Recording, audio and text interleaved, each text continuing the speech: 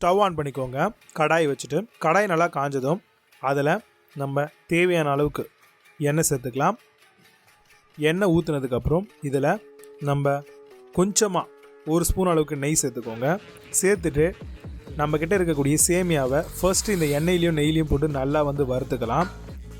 நல்லா உங்களுக்கு ஃப்ரை ஆகணுங்க. எந்த அளவுக்கு ஃப்ரை ஆகுதோ அந்த அளவுக்கு உங்களுக்கு டேஸ்ட் வைஸில் ரொம்பவே சூப்பராக இருக்கும். இப்போ நல்லா பார்த்திங்கன்னா நம்ம இதில் பாயில் பண்ணி ஃப்ரை பண்ணியாச்சு. இதை பார்த்திங்கன்னா ஒரு பிளேட்டுக்கு மாற்றிக்கோங்க.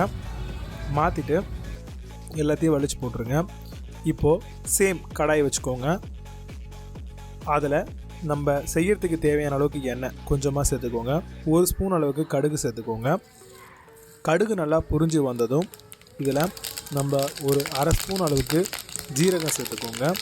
இதையும் சேர்த்துட்டு நம்ம ஒரு 1/2 ஸ்பூன் அளவுக்கு உளுந்தம்பருப்பு சேர்த்துக்கலாம்.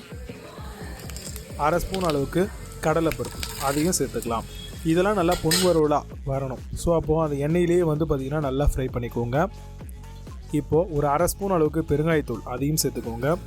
2 கொத்து அளவுக்கு கருவேப்பிலை சேர்த்து இதெல்லாம் பொரிஞ்சு வந்த உடனே நம்ம இதில் பூண்டு இடித்து வச்சுருந்தோம் அதையும் இது கூடவே சேர்த்துக்கலாம். ஒரு 3லேருந்து 4 பச்சை மிளகாய் கீரி சேர்த்தாலும் சரி, அப்படியே சேர்த்தாலும் சரி. இப்போது 2 வெங்காயத்தை நல்லா நறுக்கி அதையும் இது கூடவே சேர்த்துக்கோங்க. சேர்த்துட்டு எல்லாத்தையும் நல்லா வதக்குங்க. இந்த டைமில் நம்ம ஒரு 2 தக்காளி கட் பண்ணி அதையும் இது கூடவே சேர்த்து நல்லா சாட்டை பண்ணி விடலாம். எல்லாமே நல்லா வதங்கி வரட்டும். எல்லாம் நல்லா வதங்கி வரக்கூடிய இந்த டைமில் நம்ம 1/4 ஸ்பூன் அளவுக்கு மஞ்சள்தூள் சேர்த்துக்கலாங்க. 1/4 ஸ்பூன் அளவுக்கு தனி மிளகாய்த்தூள், தேவையான அளவுக்கு உப்பு சேர்த்துட்டு எல்லாத்தையுமே நல்லா ஒரு சேர மிக்ஸ் பண்ணி விடுங்க. நல்லா கம்ப்ளீட்டாக மிக்ஸ் பண்ணி விட்டுருங்க.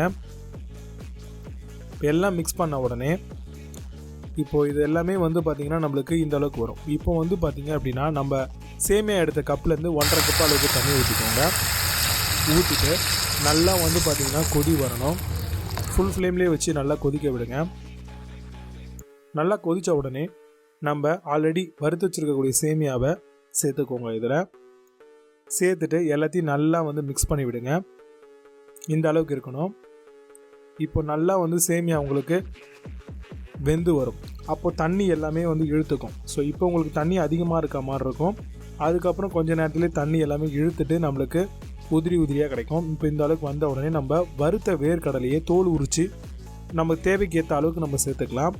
சேர்த்துட்டு எல்லாத்தையும் நல்லா பிரட்டி விடுங்க. இப்போ நல்லா ரொம்பவே சூப்பராக பிரட்டி விட்டாச்சு. இப்போ பார்த்திங்க அப்படின்னா நம்ம ஸ்டவ் ஆஃப் பண்ணிடலாம். இமீடியட்டாகவே இந்த தக்காளி சேமியாவை சர்வ் பண்ணலாம். சூப்பராக இருக்கும். ட்ரை பண்ணுங்கள்.